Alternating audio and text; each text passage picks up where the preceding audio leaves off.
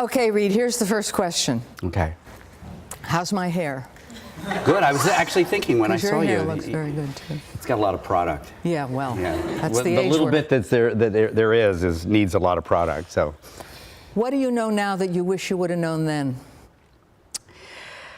I know now that it was a big mistake to be as depressed as I was. If you saw the Tony Awards, you saw me say how rough it was for the first. Do you remember that? Do you remember that speech? I mean, a little bit. That fabulous. I've done it for how many years? 35 years. He got up. He won the Tony for Humans, Best Featured Actor. Woo! But what I said in the speech was that I've been an actor for 42 years, and the first 35 were bad, and they were really bad. And I was incredibly depressed for most of the time. They were bad because you weren't working, or the things you were doing? Both. I couldn't get anything going. I couldn't get any traction. And it felt like what I was selling, no one was buying. Nobody was interested in. And there's the thing of the people you started out with winning Academy Awards.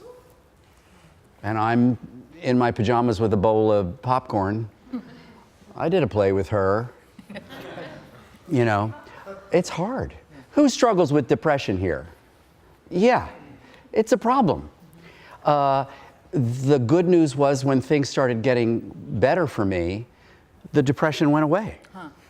So it was like, oh, I just needed to feel valuable. I needed to feel acknowledged. I needed to feel like what I was selling was worth something. That's what we struggle with, feeling.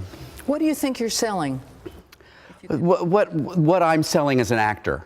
What I do as an actor that nobody else does. And you're known as and this always gets me, character actor. Sure. But aren't you lucky? Well, the parts are better. That's right. You're on House of Cards. Yeah. Can you walk me through the day that you had the audition for it? Yeah, it was not eventful in that way. Beau Willimon, who created the show, I knew a little tiny bit socially in New York, and he said he was a fan of mine. So going into the audition, I knew that there was some attention being paid to me. I went in to Julie Schubert, and they put me on tape for the role of the vice president. And Not what you played? No, it was the original vice president when Kevin was Secretary of State, and there was another president and vice president. And I thought, oh, he's going to be around, right. Vice president. Well. And then they came back, and this happens to me a lot. They're like, not for the vice president. They want to see you for this other part. Yeah. It's one episode. It's like, oh, okay.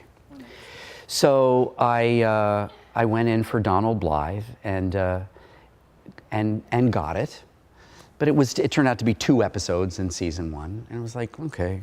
Story of my life, you know, in and out, so what? And then season 2, they called, and I was never even mentioned again the rest of the season. So I thought, well, that's the end of that. My storyline clearly is over. Season 2, they called and they said, they want you back. I was like, great, why? How do I even figure in? And I don't know if you watched the show, but it's that really wonderful episode where I'm trapped in Kevin Spacey's office for the whole episode with the anthrax scare. And it was like a wonderful one-act play. And I think because it went well, they sort of like, oh, there's something to be mined here. Meanwhile, the guy that played the vice president was gone after season 1. I don't think he had anything to do, like most vice presidents, he had nothing to do.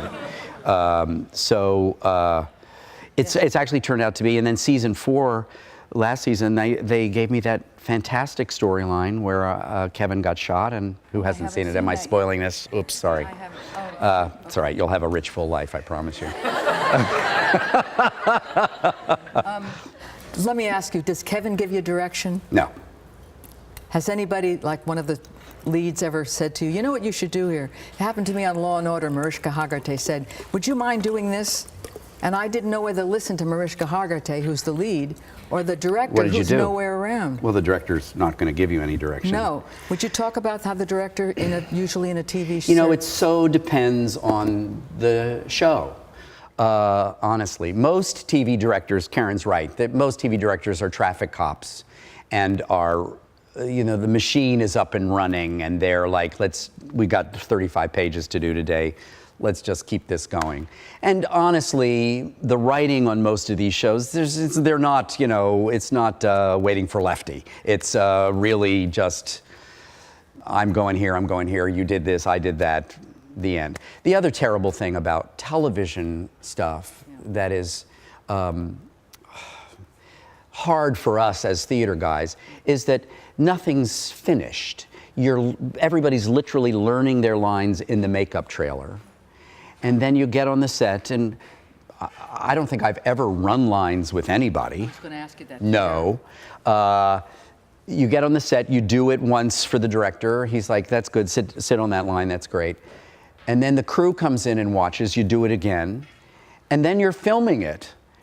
And it's gone forever. And we film my close-up first. We film the master. How do you feel when they say, okay, Reed's close-up? We're coming in on Reed, new setup, we're coming in on Reed, and it's like, okay. Does that bug you that it's your close-up now instead of an OTS, the over-the-shoulder on the other person? You know, I know people on TV take a great deal of stock on where their close-up comes, that it's better if it's the last close-up, that means you've got the seniority and they're saving. I don't care about that stuff. None of it's any good. It's all just, you know, you're just pulling stuff out of your butt. You know, so they film my close-up first, and then they turn around on Karen, and then I'm riding home in the van that night, and I'm like, oh my God, why didn't I cross my eyes on that line? No. I should have crossed my eyes on that line. And you don't get to see it until the episode's aired. Now, when you do a movie like I watched, Four Friends, Arthur Penn, the director. Oh, he's just a boy then, 1980. How was it to work with Arthur Penn? In the movie follows three guys and a girl throughout the 60s outside of Chicago, high school friends, sort of their adventures and misadventures, going apart, coming back, and blah, blah, blah. My story is sort of act 2 of a 3-act movie. I am the lead guy's college roommate. And I have multiple sclerosis, so I'm, you know, Tiny Tim, basically. I walk on crutches. They cut the only reference in the script to what I had. And I'd done all this research on, you know, and was walking like a person with multiple sclerosis, but in the movie, it looks like I've just got the mysterious movie disease because nobody knows what I've got. Anyhow, we had 2 weeks of rehearsal, incredibly unusual for a film.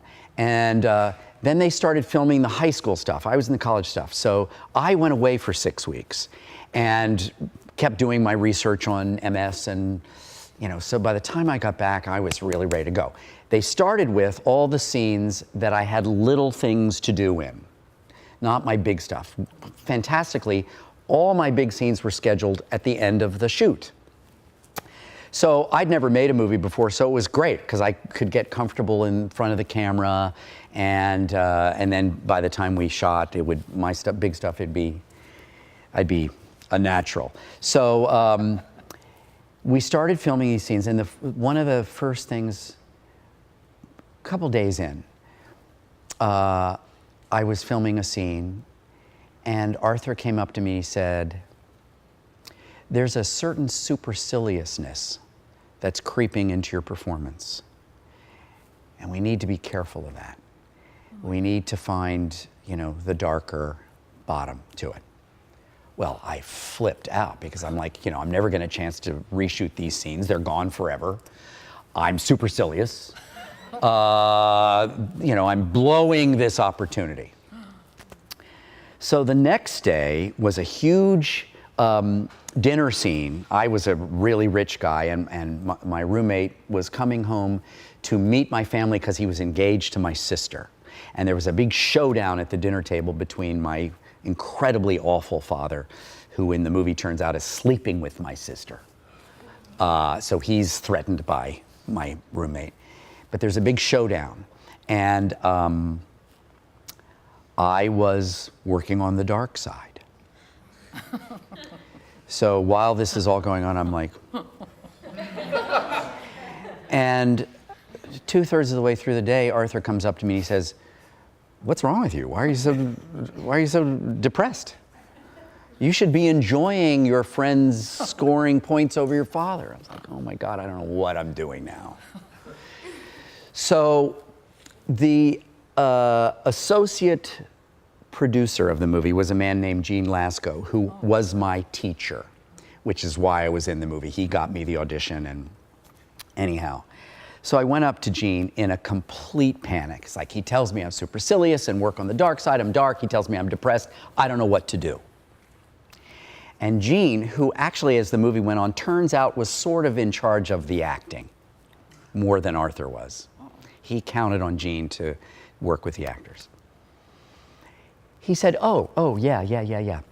When he says dark, he doesn't mean depressed. He means dark like the god Mars is a dark god. You would never say Mars was a depressed god, but he's a dark god.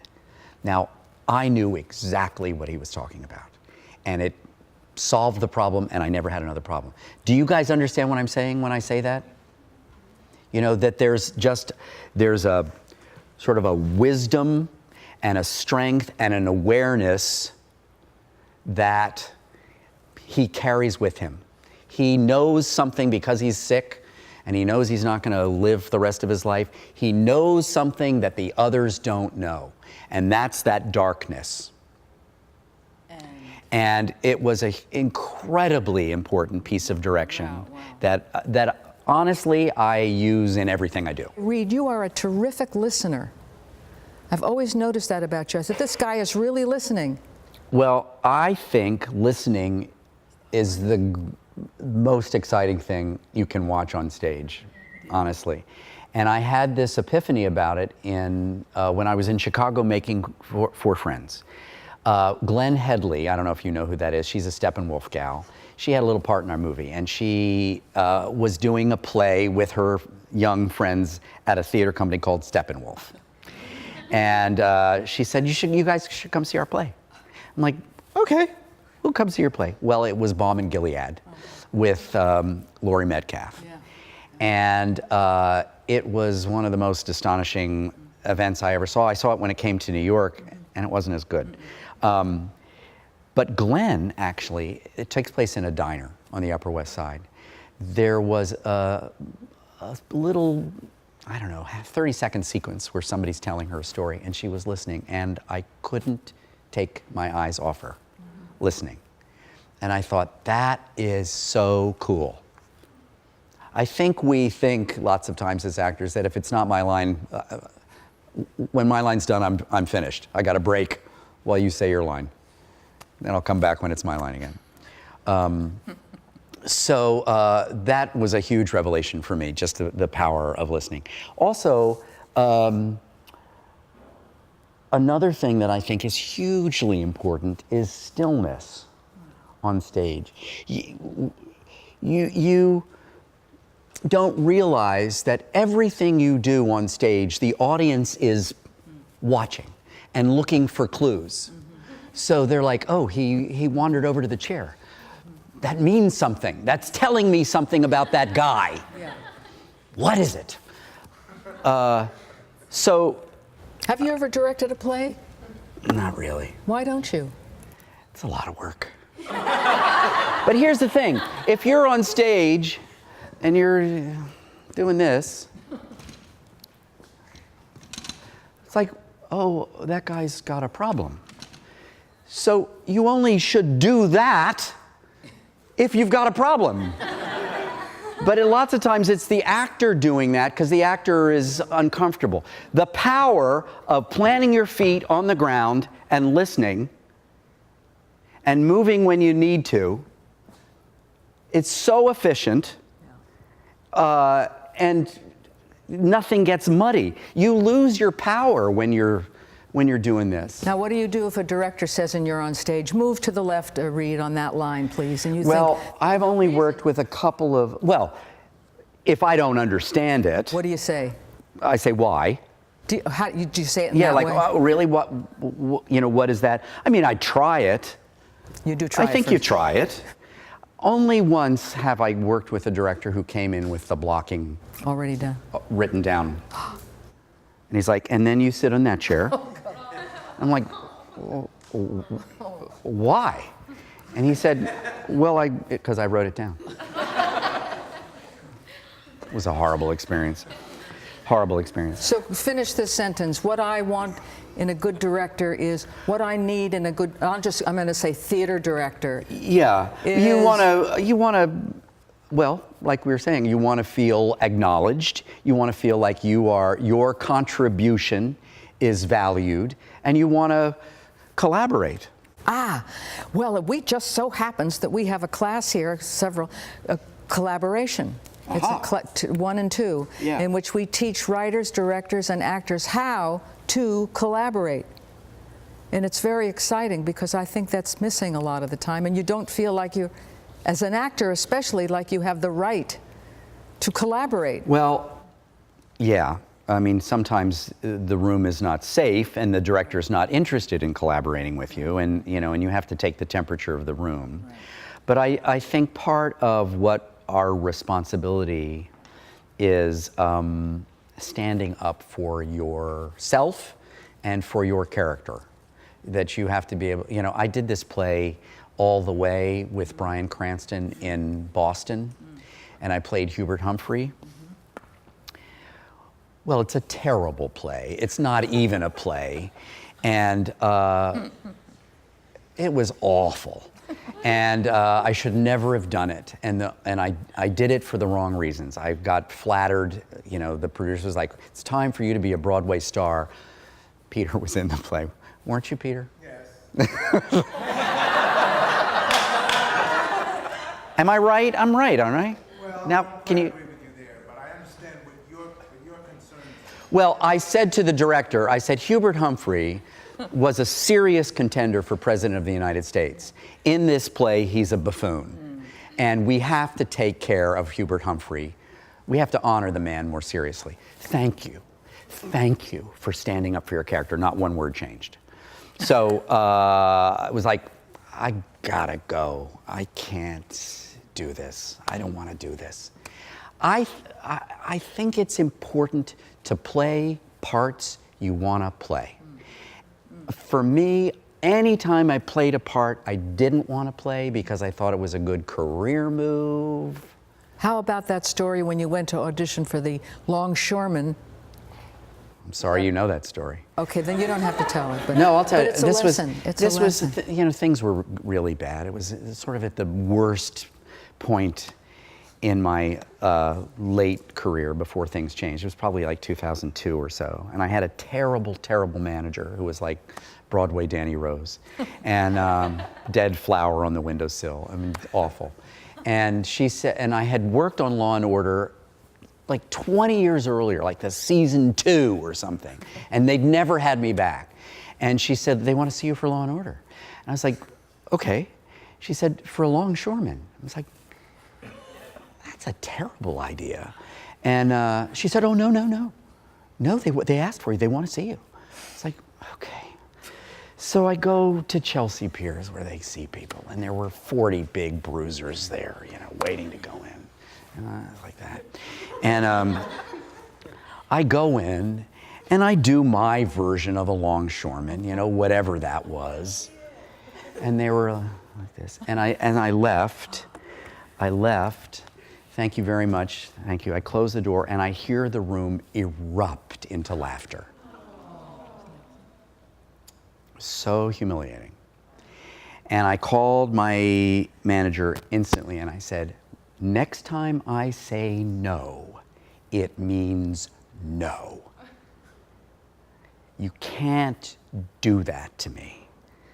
And shame on me for letting myself Well, but it was a good lesson. Well, you know, I'll it's a never- lesson I'll we never- have to keep Yeah, we learning have over to and keep over again. learning, But, absolutely, but, because we feel so powerless a lot of the time. well, Oh, it's you an think- audition, okay. yeah, and you it's know. Law and Order, and I need the Right, money, and right. if they've asked for me, Maybe it'll be a series regular, and that's, you know. Let me ask you, when you come to the first rehearsal of a play, Yeah. what work have you already done? It depends on the play. It depends on how long I've had the job. It depends on what the part is.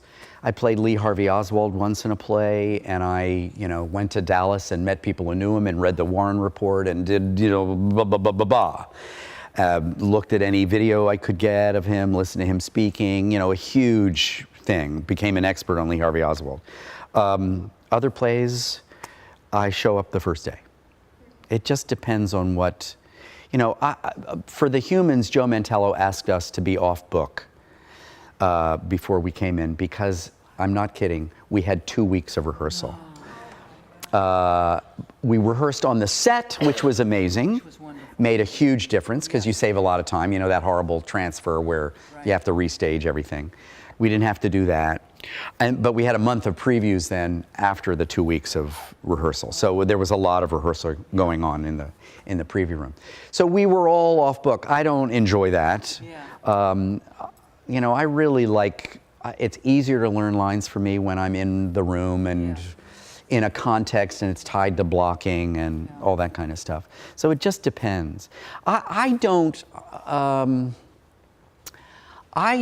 believe that acting is very mysterious or precious. I think acting is really good pretending.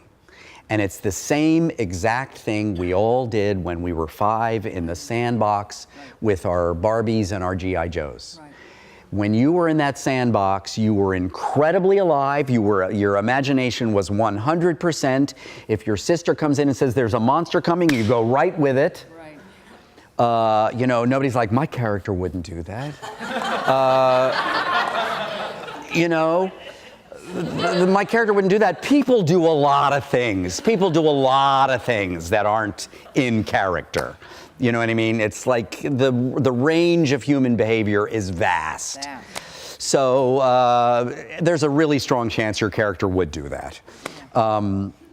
So when people are like, you know, I hear about these acting classes, and I don't know what you guys do here, but you know, where there's like a whole procedure that you have to go through. I was going to ask you, sense memory and all of that? Well, Did I you think do all those of that things? stuff Did you is study valuable. acting? I did. Who did you study with? With Gene Lasco. Oh, you did?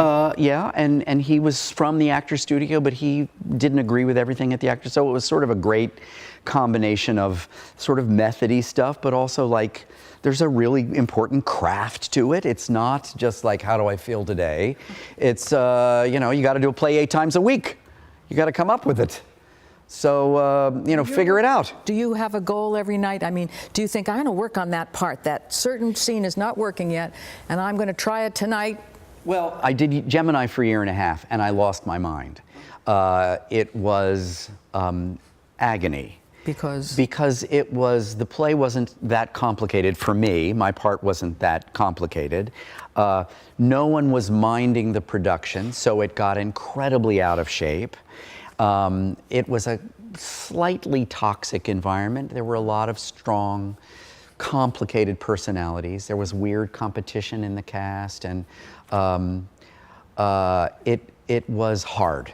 I was also 22. I had great expectations that I was going to be a movie star really soon, and that didn't happen. So I don't know about you guys, but my 20s were my worst decade by far. It gets better. Yeah. So it was really hard.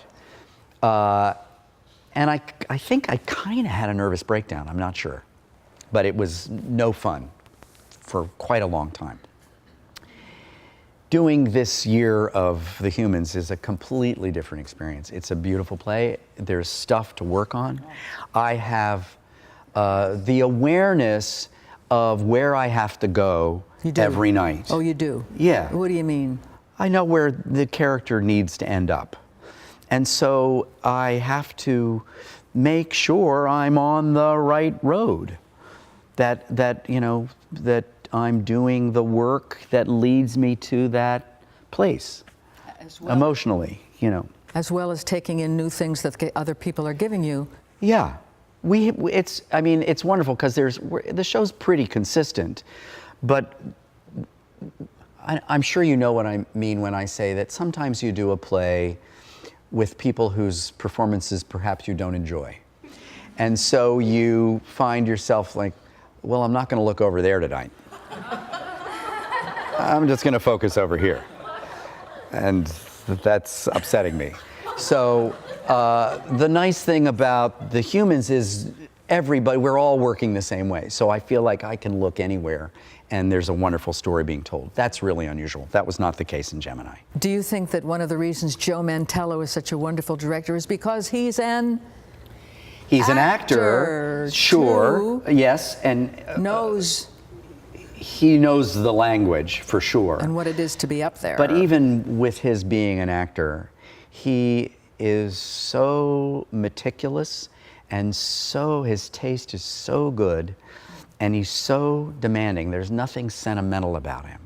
Can you give an example of a direction that you remember, would you? Yeah, I will. I happen to think I'm pretty badly miscast in The Humans. And here's why. I've never played a janitor before. I've never played anybody blue collar. And the way I got involved in the play was in October of 13, Sam Gold was directing The Humans at that point. And he called me up one day and he said, I've lost an actor for this reading in 2 days. This really important reading for Todd Hames at the Roundabout. And would you do me a huge favor by helping out? Sure. He said, just so you know, it's not a perfect fit. His way of letting me know, you're not going to get the part. So I was like, okay. And he sent me the play and I read it. I was like, yeah, it's not a perfect fit. I wouldn't cast me. So I went in and did the reading and I did my best janitor, very much with the awareness that it wasn't a perfect fit. And I didn't hear anything for a year. Wow. And I know that they did several other readings after that without me. And so I ran into Stephen Karam a year later at an opening or something, and they had just announced that Joe was directing it. Sam had pulled out, and Joe was directing it, and it was going to open a year later at the Pels. And I said, congratulations on the show. That's so great. It's thrilling. Just so you know, Stephen, I love the play, and I'd love to be in the play. Nothing. He said, well, when Joe came on board, one of the first things he said was, how about read for Eric? And I was happy to be able to tell him you did so beautifully at the reading. And I was like, uh-huh. That was it. And I said, well, good luck. I can't wait to see it. Enjoy the play. And then 2 weeks later, he sent me an email saying, we're going to offer you the part. Wow. So that's how I got it. But Sam's words continue to this day to torture me. Well, that it's not a perfect fit. Well, that maybe is why it is, because it's torturing you. It is torturing me. One of my questions was, Joe and Stephen would never have cast me, obviously, if they didn't think it was a perfect fit. But, so you asked about a direction of Joe's. He's so honest anytime we have an impulse to act. Like there's a moment in the play where the set's 2 stories and my daughters are having a conversation upstairs and I'm about to go up to them and sort of spill my guts. And I'm at the bottom of the stairs and I'm about to head up and I hear them talking. And so I was listening. And Joe was like, don't do that. Just listen. Just listen. You don't need to move your head. And you listen. Just listen. We get it. So it's like that all the time. But the huge piece of direction that he gave me was, as you can see, my sort of tempo is quick. He said, slow down. He said, when you move quickly and when you respond quickly, you seem smart. Oh, isn't that interesting? So when my daughter would say, you know, or when Momo, my mother, who's got Alzheimer's, would start to have a thing, I'd be like, to go to her. And he'd be like, where's the fire? Yeah.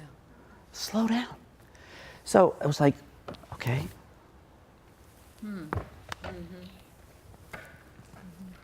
It's a whole other thing. And what was astonishing about it, it took me a long time to get it. He had to yell at me a lot. It was a technical note that became psychological and completely cracked the character for me. Amazing. Because one of my questions was, you know, you are I see you as a very smart, erudite, learned. I'm always a politician. And that you went around the teacher. world at a young age, Yeah. and then I thought, how the hell did he crack this character who is nothing like that? It's Joe. Joe. I think when I thought, you know, janitor from Scranton, I think I thought all janitors from Scranton looked like Fred Flintstone. And my bad, you know, janitors look like a lot of people. I know 5 guys I would cast right now over me in the play who are wonderful actors and who actually look blue collar. But I think what I perhaps have that maybe they don't have is the access to that stuff at the end of the play. Did you start with it? Well, Ish. but even that, interesting, Joe said, the play starts with me alone on stage in my daughter's new apartment in Chinatown. What kind of preparation do you do before you come on stage? Anything? Nothing. I think it's really good pretending. When you're going to play in the sandbox, you don't need to prepare. No, but I mean, anything you might do, you know, your shirt or tie your shoe. All right, here's a secret. I'll tell you a secret.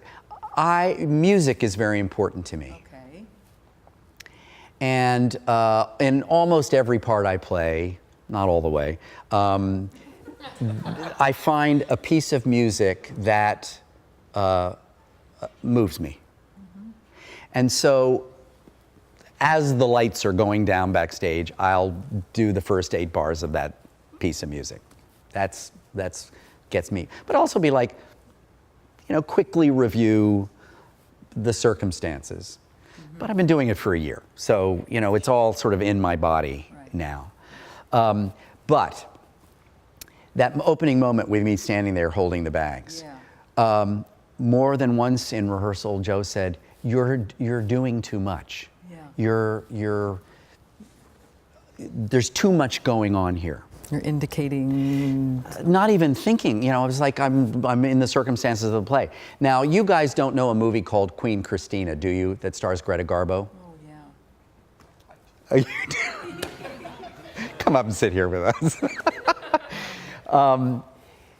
Greta Garbo, as you may know, was the most astonishing looking creature in the whole wide world. Probably not a very good actress. At the end of this movie, Queen Christina is leaving she's abdicated her throne, she's going off to be with her lover. And the last shot is this iconic movie shot that you've probably seen if you like the movies at all, of Greta Garbo on the bow of a ship. That's right. Going off to her future. Right. And it's stunning.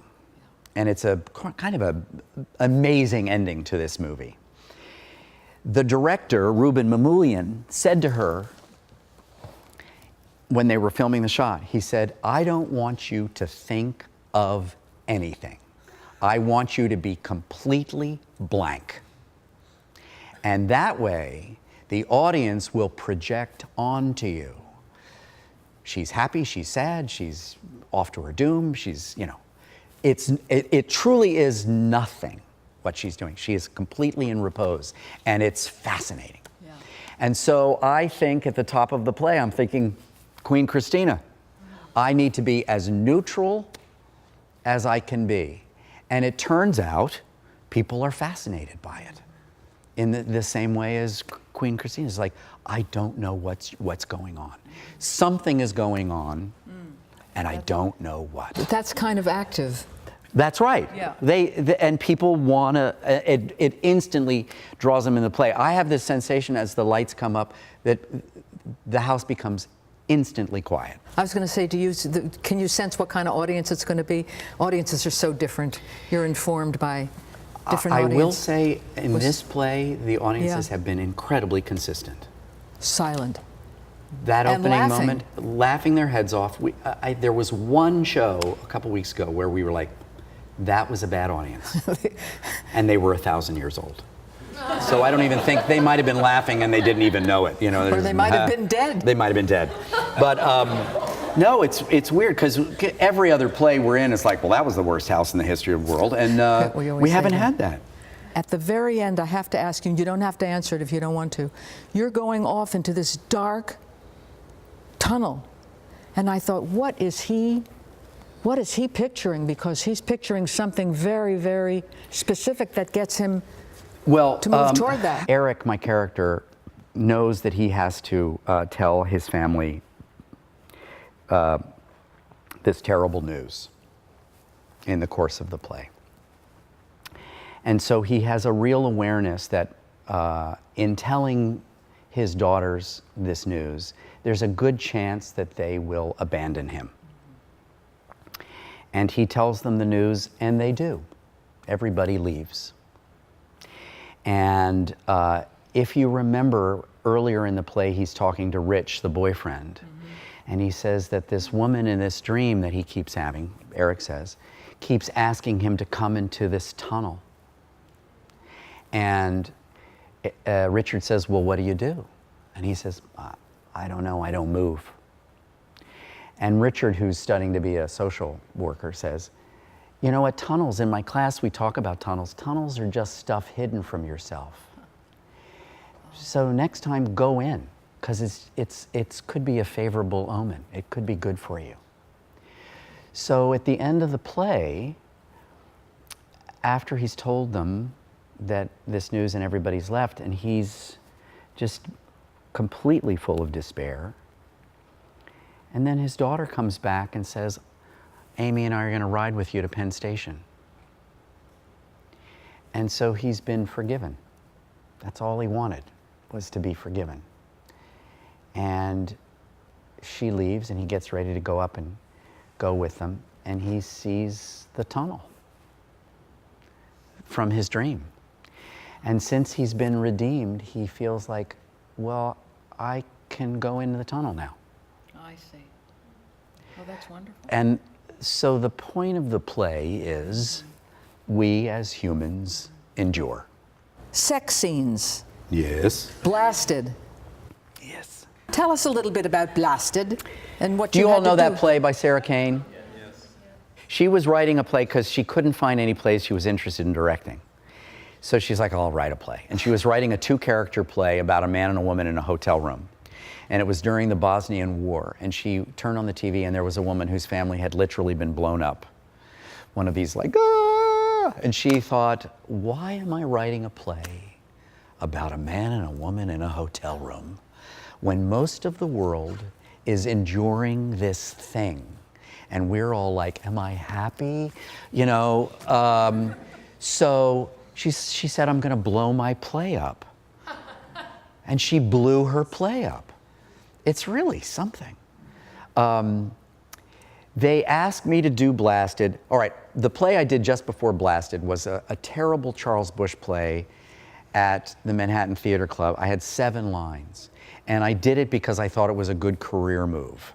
And it was a catastrophe. And I was miserable. I gained 15 pounds. I was so unhappy doing the play. The costume didn't fit at the end. And I said, all right, look, the dream's not going to come true. You're too old. It's over.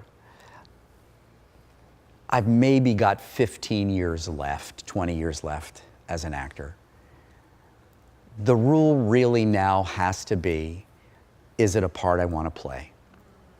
The very next play was this thing, Blasted. It was at Soho Rep, 77 seats.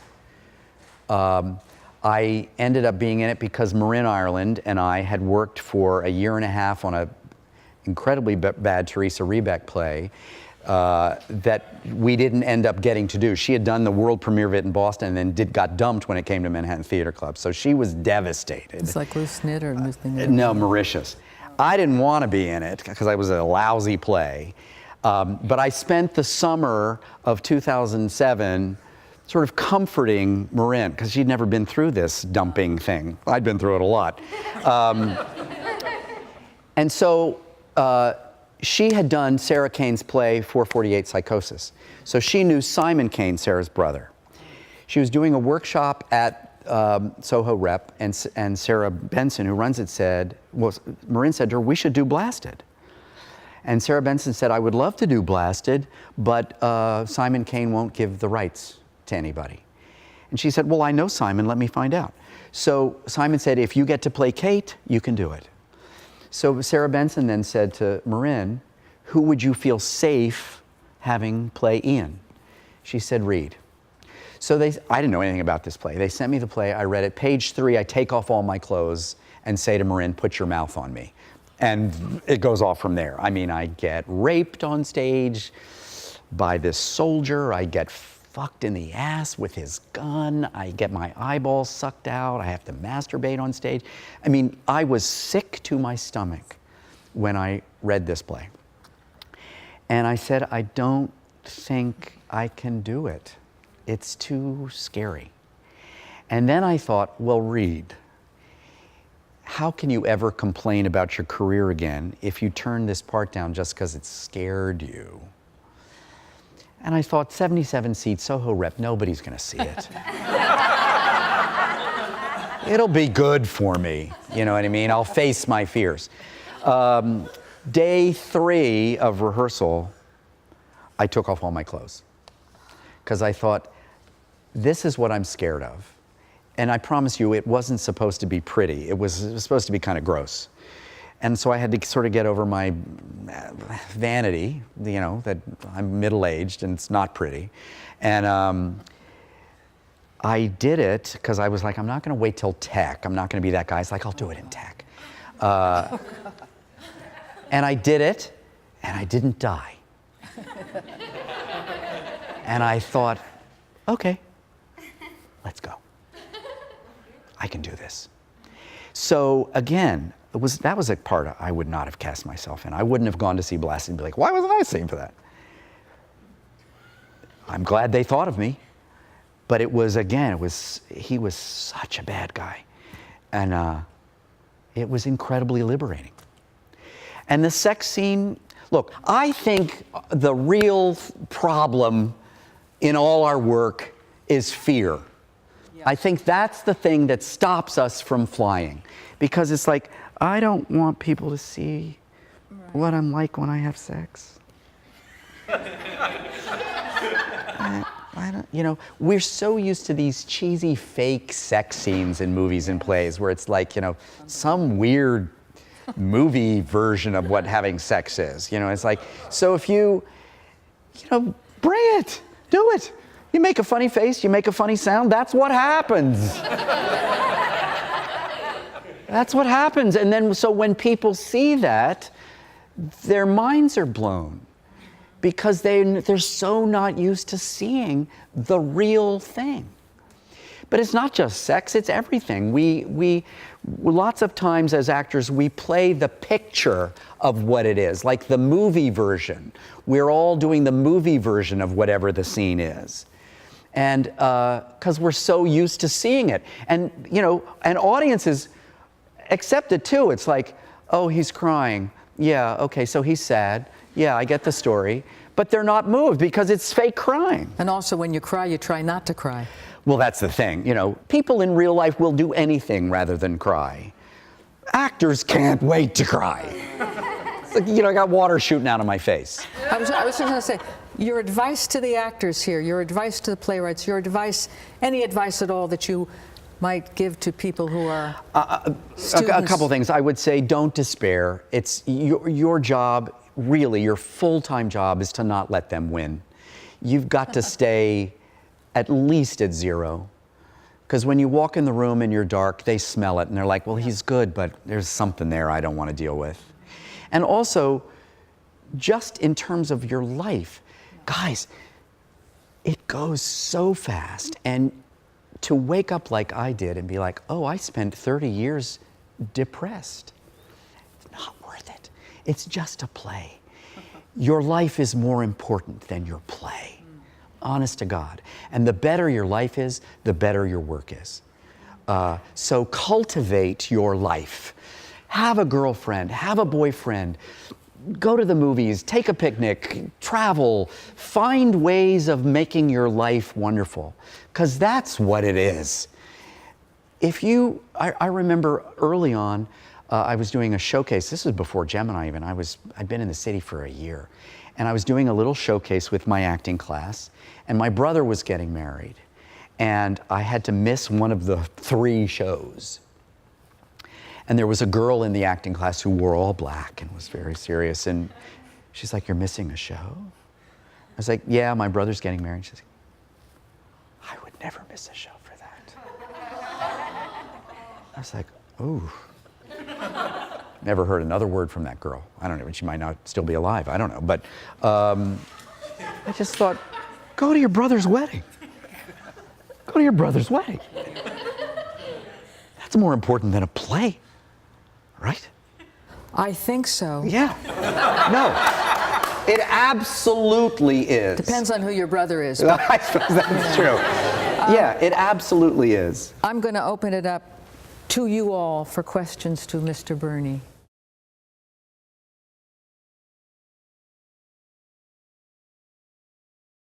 Well, it's so much easier for you guys today because there's so many ways to create. You can make a movie on your phone. My primary advice would be in an acting class, because A, it's so easy to lose your identity as an actor if you're just waiting tables, and people are like, "What do you do?" It's like, "Well, I think I'm a waiter." So find an acting class, find a community, find a support system. All of my early jobs came from acting class. People like, I've got an audition, you should come. There's a great part for you. Let's go. And also, you have to sort of, like a ballet dancer, you've got to be in shape. If the only time you act is when you go on an audition, that's too much weight for that audition to bear, because you've got to get your acting fix and the job. So if you're acting all the time, then the audition's just another opportunity to act. You know, I would also say, when you leave the audition, throw the sides away. It's over. Maybe they'll call back. If they want you for a callback, you can print the sides out again. You know what I mean? Yeah. It's important to have a community. Right. Just not getting down on yourself. Look, you're going to get down. It's an incredibly cruel business, and you know, it's so easy to feel ignored and not valuable. You've got to find a way, with a support system or with a boyfriend or a girlfriend or a family, just to feel that you have something to offer. Look, I don't know if it'll happen for you. I wish somebody'd said to me, Reed, just relax. When you're 58,